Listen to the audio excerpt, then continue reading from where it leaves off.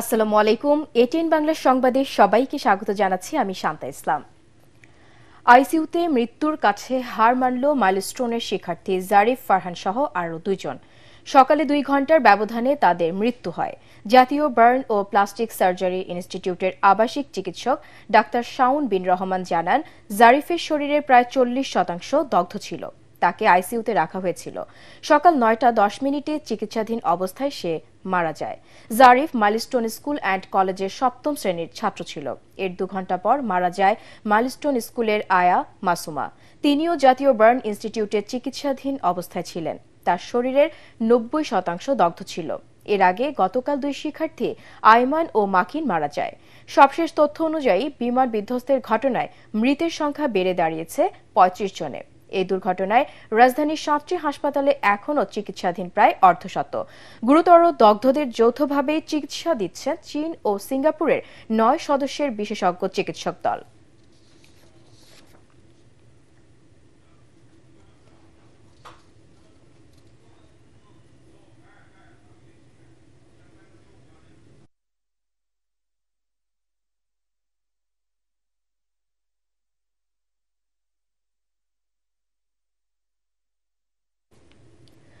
দর্শক, এই মুহূর্তে সেখানে আছেন আমাদের সহকর্মী মুশফিকুর রহমান। সবশেষ জানতে আমরা সরাসরি চলে যাচ্ছি তার কাছে।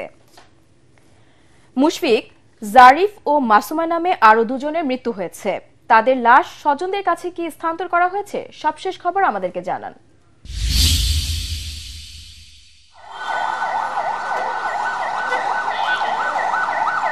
শান্তা, এই মুহূর্তে জাতীয় বার্ন অ্যান্ড প্লাস্টিক সার্জারি ইনস্টিটিউটের যে কার পার্কিং এর এক্সিট পয়েন্ট, সেখানে দাঁড়িয়ে আছি। এখানে দাঁড়ানোর বিশেষ একটা কারণ রয়েছে। আপনারা নিশ্চয়ই জেনেছেন যে জারিফ নামে 14 বছর বয়সী একজন কিন্তু আজকে সকালেই মৃত্যুবরণ করেছে। তার লাশটা এখন হস্তান্তর করা হবে কিছুক্ষণের মধ্যে। এর জন্য আমরা দেখেছি কিছুক্ষণ আগেই একটি লাশবাহী যে ফ্রিজিং কার সেটা আনা হয়েছে, সেটাতে করেই আসলে তার মরদেহ নিয়ে যাওয়া হবে তার পরিবারের কাছে হস্তান্তর করার পর। এখনো পর্যন্ত হস্তান্তর করা হয়নি। আর কিছুক্ষণ আগেই কিন্তু আরেকজন মারা গেছেন মাসুমা নামে। তিনি মাইলস্টোন স্কুল অ্যান্ড কলেজের অফিস সহকারী ছিলেন বলে আমরা জেনেছি। তবে নিহত যারা মারা গেছেন এই 2 জনের কারো পরিবারের কাছ থেকে কিন্তু আমরা আসলে কোনো কিছু জানতে পারিনি, কারণ এটা হাসপাতাল থেকে নিশ্চিত করা হয়েছে, কারণ তারা আসলে কথা বলার মতন অবস্থায় নেই। এখন আমরা যেখানে দাঁড়িয়ে আছি এখান দিয়েই আসলে তাদের মরদেহটা বের করে নিয়ে যাওয়া হবে বলে আমরা জেনেছি। আর যেটা আমরা যতটুকু জানতে পেরেছি যে মাসুমার কিন্তু 90%ই পুড়ে গিয়েছিল তার শরীরের, এবং তিনি আইসিইউতে ছিলেন, সেখানেই তিনি মৃত্যুবরণ করেন। কিন্তু জারিফের কিন্তু এতটা পুড়েনি, তার কিন্তু শরীরের 40% পুড়েছিল এবং তিনিও আইসিইউতে মারা গেছেন। এই নিয়ে আসলে বার্ন অ্যান্ড প্লাস্টিক সার্জারি ইনস্টিটিউটে কিন্তু মৃতের সংখ্যা বেড়ে 17তে দাঁড়ালো এবং টোটাল মৃত্যু দাঁড়ালো কিন্তু 35-এ এখনো পর্যন্ত। আমরা কিছুক্ষণের মধ্যেই হয়তোবা কথা বলতে পারবো বা ব্রিফ করবেন এই হাসপাতাল কর্তৃপক্ষ বা যারা ব্রিফ করে থাকেন। তো তারপরে আসলে পরবর্তী যে আপডেট সেটা আমরা জানিয়ে দিতে পারবো। আপাতত এই ছিল আমার কাছে সর্বশেষ। শান্তা। মুশফিক, আপনাকে ধন্যবাদ।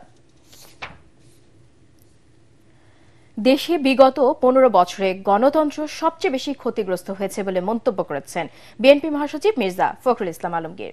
সকালে রাজধানীর সুইডাপ মিলনায়তনে এক অনুষ্ঠানে তিনি বলেন, পরিকল্পিতভাবে দেশে গণতন্ত্র শেষ করা হয়েছে এবং 1.5 দশকের রাজনৈতিক কাঠামো ভেঙে ফেলা হয়েছে। বর্তমান রাষ্ট্র কাঠামোর পরিবর্তন দরকার জানিয়ে মির্জা ফখরুল বলেন, গণতন্ত্র চর্চার মাধ্যমেই রাষ্ট্র কাঠামো তৈরি করতে হবে। এছাড়া মার্কিন ট্যারিফ বাংলাদেশের অর্থনীতির জন্য বড় চ্যালেঞ্জ বলেও মনে করেন তিনি।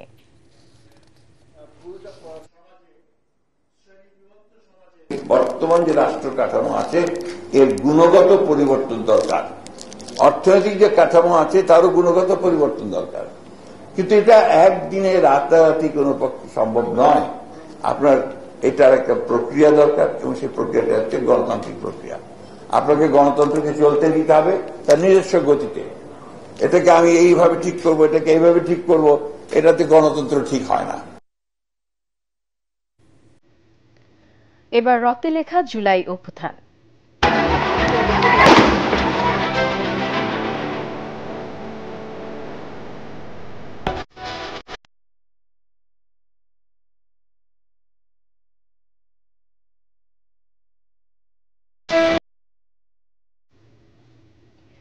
যাদের কাছে প্রাণের ভয় সেই তারাই নিরাপত্তার অজুহাতে বৈষম্য বিরোধী ছাত্র আন্দোলনের অন্যতম ৩ সমন্বয়ক নাহিদ ইসলাম, আসিফ মাহমুদ ও বাকের মজুমদারকে হাসপাতাল থেকে তুলে নিয়ে যায় ডিবি অফিসে। গেল বছর ঠিক এই দিনে রাজধানীর গণস্বাস্থ্য হাসপাতাল থেকে তাদের আটক করে গোয়েন্দা পুলিশ। অন্যদিকে অনেক ছাত্র জনতার প্রাণ ঝরলেও তাদের খোঁজ না নিয়ে এদিন ক্ষতিগ্রস্ত বিটিভি ভবন পরিদর্শনে যান ক্ষমতাচ্যুত প্রধানমন্ত্রী শেখ হাসিনা। আবারও প্রশ্ন ওঠে, তৎকালীন আওয়ামী লীগ সরকারের কাছে কি জীবন বড় নাকি স্থাপনা? এমন সমালোচনার মুখে সেদিন ঢাকা মেডিকেলে চিকিৎসাধীন আহতদের দেখতে যান হাসিনা। রিপোর্ট আদ্দিন সজীবের। দাবিটা কোটা সংস্কারের, এর যৌক্তিকতা নিয়ে প্রশ্ন ছিল না কোনো পক্ষের। সেই বৈষম্যবিরোধী ছাত্র আন্দোলন দমাতে স্বাধীন বাংলাদেশের ছাত্র জনতাকে নির্বিচারে হত্যা করে আইনশৃঙ্খলা বাহিনী ও আওয়ামী লীগের নেতাকর্মীরা। আন্দোলন দমাতে বন্ধ করে দেওয়া হয় ইন্টারনেট, চলে ব্যাপক ধরপাকড়। এতেই ফুঁসে উঠে দেশের মানুষ। মৃত্যুর মিছিলে লাশের সংখ্যা বাড়লেও তৎকালীন বিতর্কিত প্রধানমন্ত্রী শেখ হাসিনার মায়াকান্না, ক্ষতিগ্রস্ত মেট্রো স্টেশন আর বিটিভি ভবন নিয়ে। তাই 25 জুলাই মেট্রো রেল পরিদর্শনের পর 26 জুলাই ছুটে যান বিটিভি ভবন দেখতে। আবারও মানুষের মনের প্রশ্নটা জোরালো, হাসিনার কাছে কি জীবনের চেয়ে ভবনই বড়? এত কষ্টের ফসল সব শেষ করে দিতে চাচ্ছে, এটি হচ্ছে সবচেয়ে বড় কষ্ট। অবশ্য ব্যাপক সমালোচনার মুখে এদিন ঢাকা মেডিকেল কলেজ হাসপাতালে আহতদের দেখতে যান শেখ হাসিনা। আমি এটুকু বলতে পারি, চিকিৎসার জন্য যা যা প্রয়োজন সরকার করে যাচ্ছে এবং করবে। অন্যদিকে কড়া গোয়েন্দা নজরদারিতে আন্দোলনকারীদের রীতিমতো কোণঠাসা করে ফেলে আইনশৃঙ্খলা বাহিনী। রাজধানীর গণস্বাস্থ্যনগর হাসপাতাল থেকে বৈষম্য বিরোধী আন্দোলনের শীর্ষ ৩ সমন্বয়ক নাহিদ ইসলাম, আসিফ মাহমুদ ও আবু বাকের মজুমদারকে তুলে নিয়ে যায় ডিবি। সেই সাথে ধীরগতির ইন্টারনেট আর বিএনপি জামায়াতের নেতাকর্মীদের ব্যাপক ধরপাকড়ের মাধ্যমে বৈষম্য বিরোধী আন্দোলন দমানোর চেষ্টা করে আওয়ামী লীগ। একটি চক্র সবসময় গোলা পানিতে মাছ শিকার করে অকার্যকর রাষ্ট্রে পরিণত করতে চায়, কিন্তু পারেনি। হত্যা, গ্রেফতার আর নির্যাতনের আওয়ামী দুঃশাসনের ওপর মানুষের ক্ষোভ বেড়েই চলে। শেষ পর্যন্ত ছাত্রদের বৈষম্য বিরোধী আন্দোলন রূপ নেয় গণ অভ্যুত্থানে। আদ্দিন সজীব, এটিএন বাংলা, ঢাকা। অমাবস্যা ও নিম্নচাপের কারণে দেশের উপকূলীয় 15 জেলায় 1 থেকে 3 ফুট উচ্চতার জলোচ্ছ্বাসে প্লাবিত হতে পারে বলে জানিয়েছে আবহাওয়া অধিদপ্তর। সমুদ্র বন্দরগুলোকে 3 নম্বর স্থানীয় সতর্ক সংকেত দেখিয়ে যেতে বলা হয়েছে। সকালে আবহাওয়া অধিদপ্তরের সামুদ্রিক সতর্কবার্তার বিশেষ বিজ্ঞপ্তি 3-এ বলা হয়েছে, উত্তর পশ্চিম বঙ্গোপসাগর ও বাংলাদেশের উপকূলীয় এলাকায় অবস্থানরত নিম্নচাপটি উত্তর পশ্চিম দিকে অগ্রসর হয়ে ঝাড়খণ্ডে অবস্থান করছে। এটি আরও পশ্চিম উত্তর পশ্চিম দিকে এগোতে পারে। এর প্রভাবে বাংলাদেশের উপকূলীয় এলাকা ও সমুদ্র বন্দরগুলোর উপর দিয়ে ঝোড়ো হাওয়া বয়ে যেতে পারে।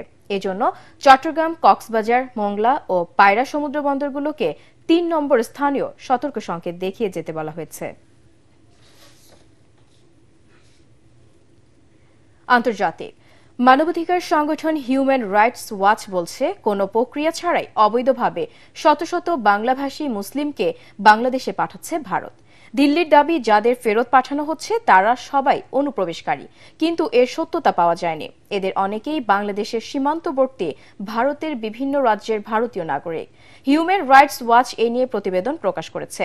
এতে বলা হয়েছে, 7 মে থেকে 15 জুন পর্যন্ত ভারত 1,500-এরও বেশি মুসলিম নারী, পুরুষ ও শিশুকে বাংলাদেশে বিতাড়িত করেছে।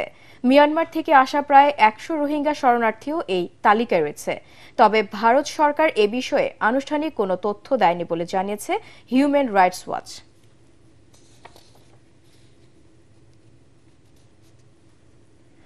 আন্তর্জাতিক থাইল্যান্ডের সঙ্গে যুদ্ধবিরতির আহ্বান জানিয়েছে কম্বোডিয়া। জাতিসংঘে নিযুক্ত কম্বোডিয়ার রাষ্ট্রদূত সিয়াকেও জানিয়েছেন তার দেশ নিঃশর্তভাবে সংঘাত বন্ধের আহ্বান জানিয়েছে। কম্বোডিয়া এই সংঘাতের শান্তিপূর্ণ সমাধান চায় বলেও জানান তিনি। যুদ্ধবিরতির প্রস্তাবের বিষয়ে এখনও কোনো সাড়া দেয়নি থাইল্যান্ড। এর আগে কম্বোডিয়ার সীমান্তবর্তী ৮ জেলায় সামরিক আইন জারি করে থাইল্যান্ড। বৃহস্পতিবার দুদেশের মধ্যে শুরু হওয়া সংঘর্ষ এ পর্যন্ত অন্তত ১৬ জন নিহত হয়েছে। ১০,০০০-এর বেশি মানুষ তাদের বাড়িঘর ছেড়ে পালাতে বাধ্য হয়েছে। খেলার খবর। জো রুটের সেঞ্চুরিতে ম্যানচেস্টার টেস্টের তৃতীয় দিন শেষে ভারতের বিপক্ষে ১৮৬ রানে এগিয়ে আছে ইংল্যান্ড। ম্যানচেস্টার টেস্টে হারলে সিরিজ হারাবে ভারত। ৫ ম্যাচের সিরিজে ২-১ এগিয়ে আছে ইংলিশরা। তৃতীয় দিনের খেলা শুরু হওয়ার পর ভারতের লক্ষ্য ছিল দ্রুত রুট এবং পোপকে ফেরানো, কিন্তু ইংল্যান্ডের এই দুই ব্যাটার অনায়াসেই রান তুলেছেন। ১৪৪ রানে জুটি গড়ার পর ৭১ রান করে সাজঘরে ফেরেন। এরপর বেন স্টোকসকে নিয়ে ১৪২ রানের জুটি করে ১৫০ রানের পুঁজিতে আউট হয় জো রুট। ক্যারিয়ারের ৩৮তম সেঞ্চুরি করে তিনি কুমার সাঙ্গাকারার রেকর্ডে ভাগ বসান। তাছাড়া সাদা পোশাকের ক্রিকেটে ১৩,৩৮০ রান নিয়ে সচিন টেন্ডুলকারকে ছোঁয়ায় অপেক্ষায় আছেন। দিন শেষে ইংলিশদের সংগ্রহ ৭ উইকেটে ৫৪৪ রান। বেন স্টোকস ৭৭ এবং ডসন ২১ রানে অপরাজিত আছেন।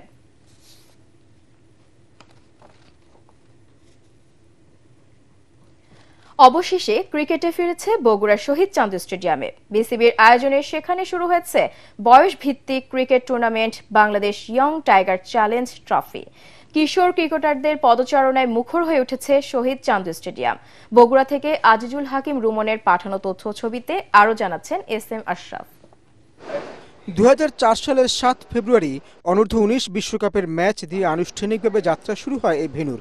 ১২ কোটি টাকা ব্যয়ে নির্মিত গ্যালারি ও পিচ এবং ৮ কোটি টাকা ব্যয়ে স্থাপিত ফ্লাড লাইট এই স্টেডিয়ামকে আন্তর্জাতিক ভেন্যুর স্বীকৃতি এনে দেয়। কিন্তু রাজনৈতিক রোষানলের শিকার হয়ে এই মাঠ হারিয়ে যেতে বসেছিল। কিশোর ক্রিকেট দিয়ে এই মাঠে আন্তর্জাতিক ম্যাচ খুব তাড়াতাড়ি ফিরবে বলেই বিশ্বাস সাবেক অধিনায়কের। এই মাঠটা কিন্তু আমরা একসময় খেলে গেছি। বাংলাদেশ কিন্তু শ্রীলঙ্কাকে প্রথমবার হারিয়েছিল বগুড়ার মাঠে। এখানে আমরা টেস্ট খেলেছি, আমরা সবাই এখানে ওয়ানডে ইন্টারন্যাশনাল খেলেছি, তারপর কিন্তু আর খেলা হয়নি। আমরা মনে আন্তর্জাতিক ক্রিকেটটা ফিরে আনাটা সবার আগে দরকার। বাংলাদেশ ইয়ং টাইগার চ্যালেঞ্জ ট্রফির মাধ্যমে দেশের প্রত্যন্ত অঞ্চল থেকে খেলোয়াড় উঠে আসবে বলে মনে করেন জাতীয় দলের সাবেক ক্রিকেটাররা। এই প্রজেক্টটা করা হয়েছে এই কারণে দেখা যায় যে ন্যাশনাল আমাদের যে এজ গ্রুপ ন্যাশনাল লিগটা হয় ওইখানে থেকে ধরেন কিছু প্লেয়ার আপনার ১৯-২০ থাকে, যারা ২০ থাকে তারা চান্স পাচ্ছে আন্ডার ১৮ বা আন্ডার 17 বা 15 ন্যাশনাল ক্যাম্পে, আর যারা ১৯ তারা বাদ পড়ে যাচ্ছে। তো তাদেরকে আবার মানে একটা সুযোগ করে দেওয়ার জন্য আসলে এই টুর্নামেন্টটা এখন নতুন করে আরম্ভ করছে ক্রিকেট বোর্ড। তা আমি দৃষ্টি আকর্ষণ করবো যে খুব দ্রুত এই মাঠের ড্রেনেজ সিস্টেম যদি তৈরি করে দেয় আর আরও কিছু গ্যালারি টুকটাক করে দেয়, ড্রেসিং রুম রিকভারি করলে আবার এই মাঠটা আগের মতোই খেলা সম্ভব। স্থানীয় প্রতিনিধিদের বিশ্বাস বগুড়ার শহীদ চান্দু স্টেডিয়াম আবারও আন্তর্জাতিক ম্যাচ আয়োজনের সুযোগ পাবে। বাংলাদেশের গর্ব করার মতো একটা বিষয় আছে, সেটা হলো আন্তর্জাতিক জাতীয় পর্যায়ে, যেটা হলো ক্রিকেটটা।